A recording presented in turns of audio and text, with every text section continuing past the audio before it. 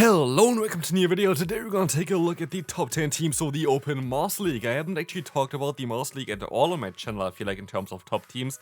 Never really got the chance to. There was always like some other cup which I rather talked about, so here we go. At least for like the last few weeks, we're actually going to have still Master League available for 2 weeks. This might be something for you. Of course, if you enjoy this type of videos, feel free to leave a like. Already made a video earlier on about the Evolution Cup, which is going to be at the same time. So definitely, if you enjoy those videos, they're always like a ton of work. Then feel free to subscribe and leave a like. But let's move right into the meta. Taking a look at the meta, nothing really changed other than like Landorus. Landorus is now way more popular and way more common, most likely. Very solid Pokemon now as well, but otherwise there's Zygarde still on top, which is a little bit annoying in my opinion, because a lot of people don't really have this Pokemon, including myself. Very important thing to know as well for this thing is that if you go for the core with Solgaleo, it's just absolutely wild. Like literally, it just beats everything together. There's nothing that hardwalls both of them or like completely destroys both of them, which is just absolutely wild. If you take a look at like the biggest threats, it's going to be Landorus and the Zygarde, which is also like this is going to be insanely overpowered if you have this core. Otherwise, not a lot really changed. Like it's still kind of the same Pokemon as before. Xerneas is kind of a little bit less common because of Ho-Oh being a little bit more common thanks to the Incinerate buff that it had this season.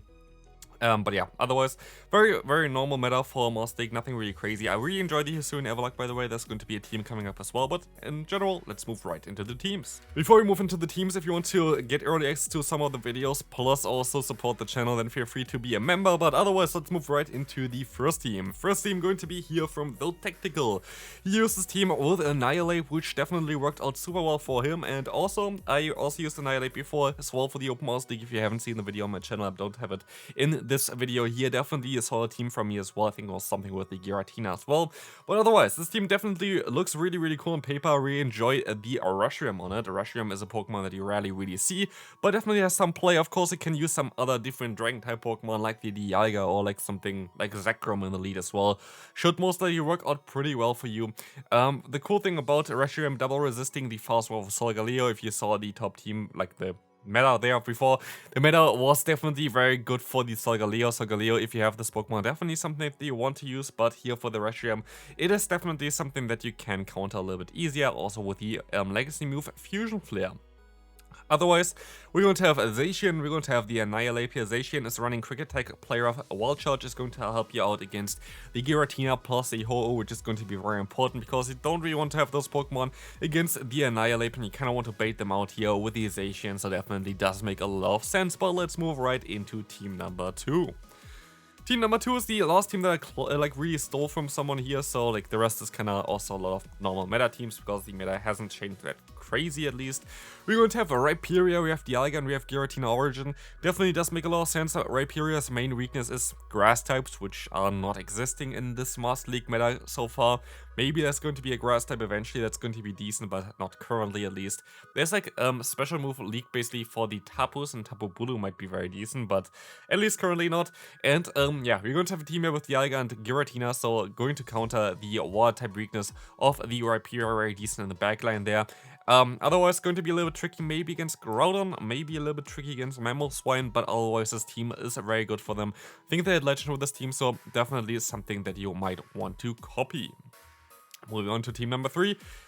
I don't really have to talk a lot about this team here, right? Like, it's literally the same team in every single time when I do like top 10 teams for the Master League, because it is not going to go anywhere. It actually got even buffed this season with the Incinerate buff onto the Ho-Oh. The Dialga is still very solid as a Say Swap, and then you have Zekrom in the back to sweep endgame. Interestingly enough, a Wild Charge is a little bit better here compared to the move Fusion Flare. You can still, not Fusion Flare, Fusion Bolt. You can still use Fusion Bolt if you want to. It's not really the biggest difference, but like you don't really need an Elite TM if you not have this move on there. Again, like this team is basically, yeah, not really that unbreakable if you consider Landorus, but Landorus cannot take on all those Pokemon. There's a thing as well, Landorus is really glassy here basically, and Dragon Breath and the Incinerate damage is just going to add up on the Landorus. There's not really a lot they can do about that. Moving on, we're going to have team number 4, going to be a little bit of a cheaper variant here. This team is basically the standard, yeah, cheap-ish line with Mammothman this time around, as I say, Sob, the Excadrill in the back, and also the Dragonite in the lead. You could also argue for going for the Metagross in the back, which might be even a little bit better than Excadrill. You can use Excadrill as a say swap again as well if you want to, but this is basically the team that is like one of the cheapest ones to build because you don't need any legendary Pokemon for it. You could also go for Giratina in the lead, which is going to help you out a little bit more with matchups like the Zacian or the Xerneas, which would be a little bit more trickier for the backline because they're double weak to fighting there. But otherwise, let's move on to the next team. Team number 5 is the team I have nightmares about. This team is literally the strongest lineup that you can have for the current Master League meta. There is no stronger team than this, and I hate it because it is literally Zygarde. Of course, like if you go outside the entire time on the routes, you can go for Zygarde. The last 3 routes I didn't get like the cell, and I know the cell trick, by the way, where you just pause the route and like restart or whatever. It doesn't work for me. Solgaleo is also very inaccessible because you don't get it through raids. You're just going to have to use the Rex Alchemy for it. I could build a Solgaleo if I wanted to, I just don't want to. And then we're going to have Heatran in the back, which is going to cover especially for like the ice as well as the steel type weakness of the Zygarde.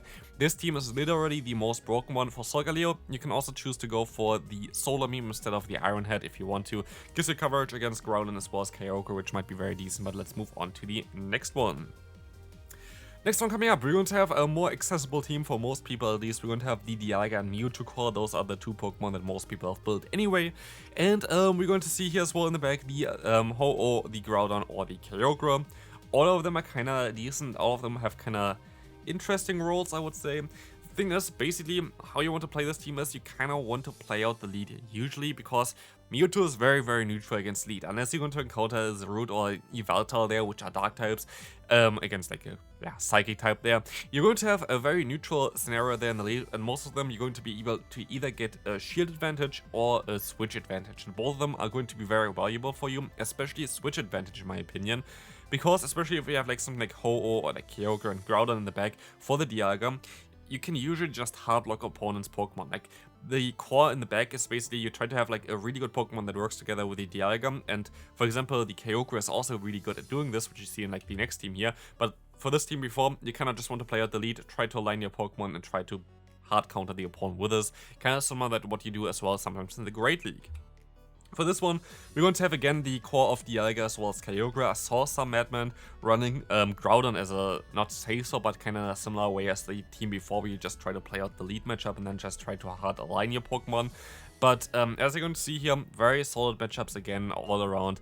Mewtwo Dialga core is really good, as well as the Dialga and Kyogre core as well. So yeah, definitely a solid team. This team has been around as well for like ages already. It's not anything like mind-blowing or whatever, but it is just a very good team to use, like especially for the Go Battle Day. If you have those Pokemon, try it out. What you could also try out is going to be the double fairy team, which is still going to be very solid. Dialga is still a very good fairy as well, I would say, as a say swap, but otherwise you're going to have the Zacian as a say swap here. I'm running Snarl, Play Rough, Wild Charge. You can go for Quick Attack. I would not go for Close Combat actually, which is kind of funny because you would most likely expect this. But I would still more go for like a little bit of a neutral play, especially if you have something like the Kyogre in the lead here. This might be even a little bit more better for you because you're going to have a little bit better coverage against those Giratina, which might be a little bit tricky otherwise if you don't have Play Rough coverage. In Wild Charge you need to bait out the Ho-Oh because your Pokemon in the back, no matter what you're going to run here, either the Xerneas or the Togekiss, is not going to appreciate Ho-Oh at all, and so that's kind of why you need Wild Charge here. Otherwise, Togekiss is insanely underrated. I kind of want to try this Pokemon out as well. I feel like this is going to be a Pokemon that's really good right now. But yeah, let's move on to the next one. Next team is going to be around like Hisuian Everlike, one of the Pokemon that I feel like is also pretty underrated. Non-legendary, very, very good Pokemon, like literally very good Pokemon. Was recently in raids as well through like Christmas or whatever.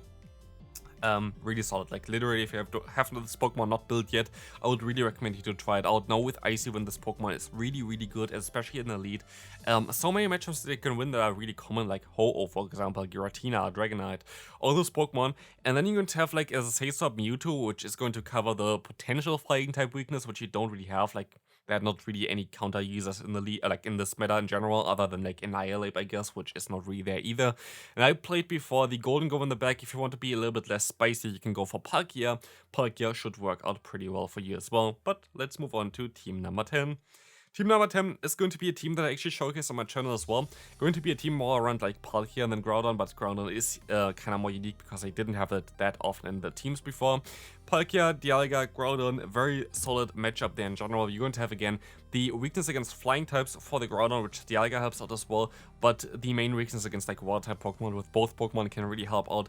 The cool thing about Palkia as well in this current meta is that you're going to have some play against the Solgaleo, which is kind of nice because he double resists the fast move, but also otherwise this Pokemon is really cool. Also with Fire Blast is what I played with this team. If you want to see some gameplay for this team as well, feel free to check out my channel. Otherwise, if you have some cool gameplay for this cup or for the other cup, for the Evolution Cup, where I already made a video about, which you're gonna see in the end card now, then feel free to submit it to me as well through the link in the description, and that's going to be it. See you then, bye bye.